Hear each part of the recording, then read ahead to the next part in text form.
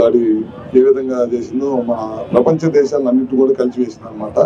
ఎందుకంటే ఆర్థికంగా ప్రపంచంలో అన్ని దేశాలతో పోటీపడి నెంబర్ 3 స్థాయికి మన దేశం ఎదిగింది. దాన్ని ఓరవలేక పర్యాటక రంగాన్ని ముఖ్యంగా దెబ్బ కొట్టాలి.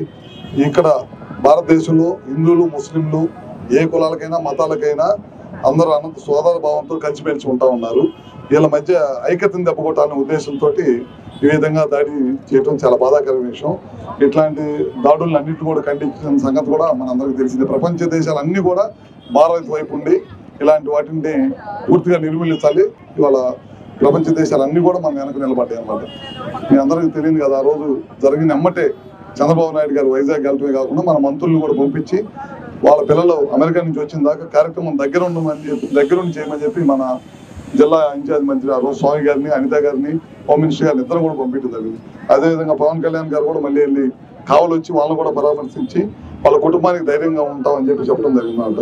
ఎన్ని కుట్రలు ఎన్ని కుతంత్రాలు చేసినా సరే భారతదేశం ఎప్పుడు కూడా వెనకాడదు.